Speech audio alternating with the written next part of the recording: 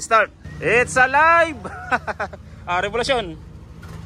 Sige. Oy, sumasayad. Boss. Alright na, alright. Ano to, boss? Sinampan nyo sa garong? Yamaha Virago mga katropa, 400cc. Dinala sa shop natin dahil yung problema ng motor ni boss, namamatay-matay at pag gumamit siya ng ilaw ay biglang titirik yung kanyang makina, mag-shutdown. Ngayon tineslate ko at ang nakita kong problema ay yung kanyang stator. Sunog na pala. Ang problema rito, medyo mahirap pumanap ng pyesa ng Yamaha Virago ngayon. Tapos dito naman ay magkakabit tayo ng ilaw. Ito. At dito naman kay Gentel. Anong ginagawa mo dyan, Gentel? MDL at busina ba? MDL tsaka busina. Tapos dito naman mga katropa, meron tayong gagawin dito na NMAX version 2. So yung problema ng motor ni boss mga katropa, minsan walang display yung kanyang panel, minsan nagkakaroon, pero pawala-wala yung kanyang display, magkakaroon, mawawala. Kung magkakaroon man ng display, ayaw umandar. Yan, ayaw mag-push button yung kanyang side stand. Okay. Ayaw mag-push button. Kung hindi mag-push button o hindi aandar, mawawala yung kanyang panel. Nagbiblink lang. Tapos ang umiilaw lang sa kanya minsan ay yung ABS niya, pero yung ilaw ay mahinang-mahina. Kung sakaling na-encounter nyo yung ganitong klaseng problema sa inyong motor, wag muna kayong magpapa-repair o magpapalit ng ECU. Wag kayong magpapalit ng CPK sensor o ng stator dahil yung ganitong klaseng problema ay simple lang at hindi nyo na kailangan gumastos ng malaki. Ganito lang yung dapat yung gawin.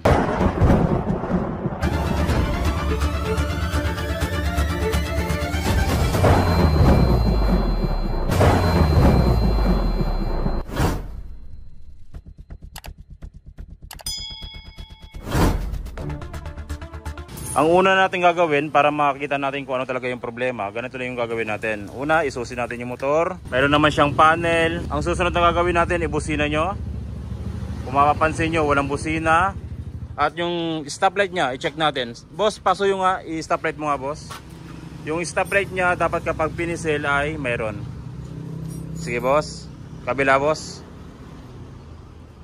Wala. Kung ganyan yung problema ng inyong motor mga katropa, ang gagawin natin ay pumunta kayo sa harapan. Dito sa harap, mayroon kayong makikitang dalawang relay. Yung isang relay ay starter relay, tsaka charging relay. Yung isa naman ay accessory na relay. So hanapin nyo yung relay na yung kanyang wire ng socket ay 4. Yung starter relay, tsaka yung charging relay ay 5 yung kanyang wire. Pero yung banda rito sa bandang kanan, ito yung ating accessory na relay. So, aalisin natin to at i-check natin yung kanyang wiring kung may nawawalang supply. Kaya ganito yung problema ng motor ni boss dahil yung ating relay ay hindi nakatrigger. So, i-check natin yung wiring or minsan pwede nyo na siyang palitan ng direct na bagong relay. Pero minsan pag nagpalit kayo ng bagong relay, hindi pa rin siya gumagana, ganun pa rin yung kanyang problema kasi may problema yung wiring. Kaya bago tayo magpalit ng relay, syempre i-check natin yung wiring kung may problema o wala. Pagkatapos nating matanggal yung relay, ang gagawin natin, isa-isa nating i-check lahat ng wire dito. So, magsisimula muna tayo dito sa kulay black wire.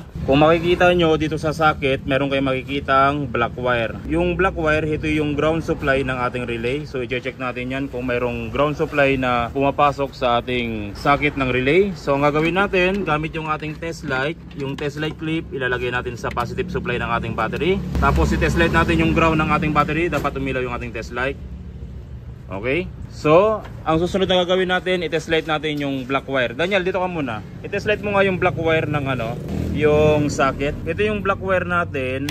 Tusukin nyo lang yung katapat niya na terminal. So i-test light mo yung black wire. Huwag mo idikit sa ground ha.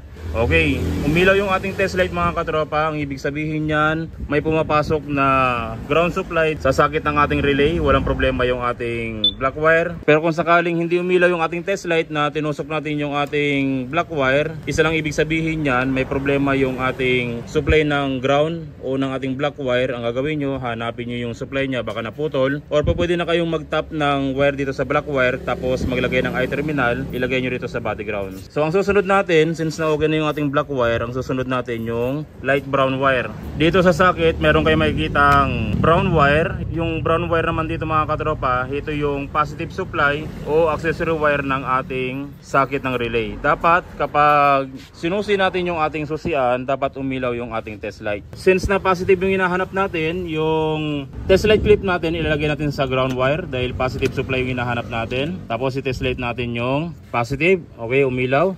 Daniel, i-test light natin yung brown wire. So ito yung brown wire mga katropa sa ating socket. I-test light natin. Sige Daniel, test light mo. So hindi siya umiilaw mga katropa, pero once na sinusi natin dapat umilaw yung ating test light. Subukan natin siyang i-on yung susi. Okay, umilaw naman. Patayin natin, i-on natin. Patay, on. So umilaw yung ating test light mga katropa. Ang ibig sabihin niyan, yung brown wire dito sa ating socket o yung accessory wire ng ating relay napapasukan ng positive supply at walang problema. Ngayon kung sakaling sinusi nyo yung motor at hindi umilaw yung ating test light, ang ibig sabihin niyan, hindi napapasukan ng positive supply yung ating brown wire kaya hindi nagtitrigger yung ating relay. So possible na gagawin natin, hanapin yung linya kung saan naputol. Okay naman, pinakamabilis na paraan, mag-tap kayo ng wire dito sa brown wire, tapos dito sa kanyang mga fuse, meron dito makikita ang mga brown din, pwede nyo na siyang i-jumper dito or hanapin nyo yung putol. Ayun lang yung dalawang paraan para masupplyan ng positive supply yung socket ng ating relay. So sa ngayon okay naman yung brown wire ng ating socket, walang problema at napapasukan siya ng positive supply. So dito pa rin tayo mga katropa sa socket. Yung huling i-check natin dito, yung dalawang makapal na wire na ito. Kung mapapansin nyo dito sa socket, meron tayong pure na red wire. Ito yung mismong galing ng ating battery. At meron tayong brown na mayroong lining na red. Ito naman yung papunta sa ating accessory. So ang i-check natin dito mga katropa ay pure na red wire. Titignan natin kung mula pa rito sa socket papunta ng battery, kung napapasukan ba siya ng positive supply. So ang gagawin natin, same pa rin dahil positive yung hinahanap natin at red wire yung i-test light natin. Dapat nakalagay sa ground yung ating test light. Pagkatapos nyan, subukan natin i-test light yung pure na red wire dito sa socket ng ating relay. So yung pure na red wire mga katropa, kapag tineslate natin yan, kahit nakapatay yung ating susian, dapat umilaw siya. Dahil yung pure na red wire ay direct yan papuntang battery, dadaan muna sa fuse tapos papuntang battery. Kaya kahit hindi nakasusi, dapat umilaw siya. Sige, test light mo. Okay, so umilaw siya mga katropa. Ang ibig sabihin niyan, may supply na positive supply yung ating pure na red wire at walang problema. Kung sakaling hindi umilaw yung pure na red wire mga katropa, ang ibig sabihin niyan, may mga fuse dito na busted. Hanapin nyo lang yung mga fuse nyo, i-check nyo kung bakit hindi umiilaw yung ating red wire. O kaya naman, kung good naman yung ating fuse, yung red wire mayroong putol, hanapin natin yun.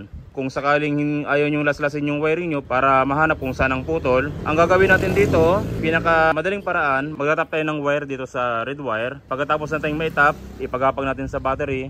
Tapos bago tayo pumunta sa positive terminal ay maglagay na kayo ng fuse. So ang ilalagay nyo lang ay 15 amperes na fuse para safe at madaling pumutok kung sakaling may problema. Pero sa ngayon mga katropa, good naman yung ating red wire, good yung ating black wire, yung ground natin, at good yung brown wire, yung accessory wire ng ating socket ng relay. Kaya ang gagawin natin, pwede na tayo magpalit ng relay. So ang ibig sabihin nun, yung relay talaga ang may problema, kaya hindi umaandar yung motor nila boss, at walang busina, tsaka walang brake light. So papalitan na natin siya ng relay. So wala kaming relay na ganito mga katropa, kaya ang gagawin natin, ang ilalagay natin dito ay yung pang starter relay ng MIUI 125.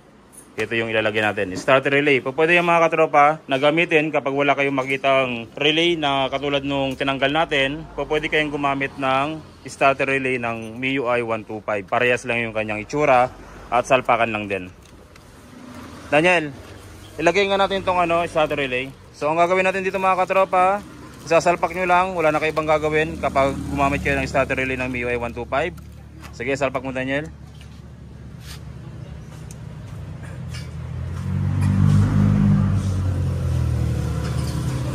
Okay na? Tapos, isusi mo Daniel. Busina muna tayo. Susi, busina. Alright. Stop light. Kabila. Okay. Tapos, start. It's alive! Revolusyon. Sige. Oy, sumasayad, sumasayad. Boss. Alright na, alright. Pwede mo na siyang iuwi boss na hindi na nakasampa sa garong. Sige. Okay. Alright. So yun lang mga katropa, yung dapat yung gawin kung sakali naka-encounter kayo ng ganitong klaseng problema sa inyong motor o sa motor ng inyong customer. Meron naman siyang panel, walang check engine, hindi gumagana yung kanyang starter, hindi gumagana yung push button, walang backlight o walang taillight. Ganun lang yung dapat yung i-check at huwag na kayong magpalit ng kung ano-ano, huwag kayong magpalit ng CPG sensor or ipapacheck nyo yung ECU nyo kung sira. Dahil ang pinaka-problema kapag ganun yung na-encounter nyo ay relay ng ating accessory wire, kaya hindi gumagana at hindi nag-i-start. So yun lang mga katropa, maraming salamat sa walang sawang pagsuporta sa ating channel. Sana tuwing nanonood kayo ng ating video, marami kayo natutunan, nagagamit nyo sa inyong panghanap buhay o sa inyong pagdi-DIY. Maraming salamat mga katropa. God bless at ingat palagi sa pagwawiring.